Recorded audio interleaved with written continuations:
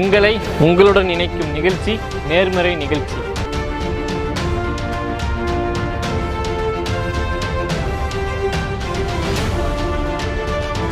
வணக்கம் நேயர்களே, நமது நேர்மறை நிகழ்ச்சியில் முதல் நிகழ்ச்சியாக ஒரு சாமானியனின் குரலாக டீ கடை மாடசாமியுடன் கலந்துரையாட உள்ளோம். வாங்க நிகழ்ச்சியில் சந்திப்போம். அண்ணா வணக்கம்ண்ணா. வணக்கம்ண்ணா. நம்ம ஊர் பேரு இப்படி இருந்தா பெருமையா இல்ல இந்த பேரை மாத்தினா பெருமையா?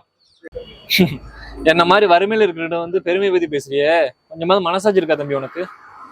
சரி சரி கோபப்படாங்க, விடுங்கண்ணா. எதை தம்பி விட சொல்ற? நான் வாங்கின கடனை விட சொல்றியா இல்ல என்னை தேடி வர கடன்காரனை விட சொல்றியா? நீங்க சொல்றத பார்த்தா உங்க வறுமை பெரும் கோபத்துல கொண்டு போய் விட்டுருக்கும் போல. என்னை மாதிரி ஆட்களுக்கு கடைசி வரைக்கும் போகாதது இந்த வறுமை மட்டும்தான். நம்ம வறுமையை பத்தி ரொம்ப பேசிட்டோம்.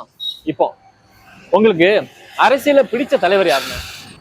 தம்பி, இந்த வறுமையினால என் பொண்டாட்டிக்கே என்னை பிடிக்க மாட்டேங்குது, இதுல வேற எந்த தலைவரை வேற பிடிக்குன்னு கேக்குற? சொல்லு. நீங்க சொல்றத பார்த்தா உங்க குடும்ப பிரச்சனையும் நிறைய இருக்கும் போலயே. தம்பி, எந்த குடும்பத்துலதான் பிரச்சனை இல்லாம இருந்திருக்கு? நாட்டுல பிரச்சனை இருக்குது, அரசியல் தலைவர் வீட்டுல பிரச்சனை இருக்கு, எல்லா இடத்துலயும் பிரச்சனை இருக்கதான் செய்யுது. ஆமா ஆமா, நீங்க சொன்னது போல குடும்ப பிரச்சனை, நாட்டு பிரச்சனை, ஏன் தலைவர் பிரச்சனை கூட இங்க அதிகமா இருக்கும் போல. நீங்க எத்தனை வருஷமா அந்த டீ கடையில வேலை வைக்கீங்க? நான் பல வருஷமா அந்த டீ கடையில தான் வேலை வைக்கேன். ஓ சூப்பர் சூப்பர், பல வருஷம் வேலை வைக்கீங்களா? அப்ப உங்க வாழ்க்கையில என்ன முன்னேற்றம்னு ஏற்பட்டிருக்கு?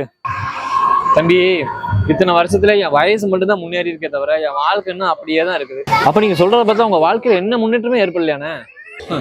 எங்க முன்னேற்றம்? பொருள் இல்லாதவனுக்கு இங்க எல்லாமே சேதாரம் தானே. அப்படி என்னன்னா உங்க வாழ்க்கையில சேதாரம் ஆச்சு? தம்பி, நான் இந்த டீ கடையில பல வருஷமா வேலை வைக்கேன். நான் வேலைக்கும் போது இங்க ஒரு டீ கடை தான் இருந்துச்சு, ஆனா இப்ப பல டீ கடை வந்துருச்சு. டீ கடை தான் தம்பி முன்னேறி இருக்கு, என் வாழ்க்கை என்ன அப்படியே தான் இருக்குது. அப்ப டீ கடை பெருகிருச்சுன்னா அவங்க வருமானமும் பெரிய இருக்குமானே.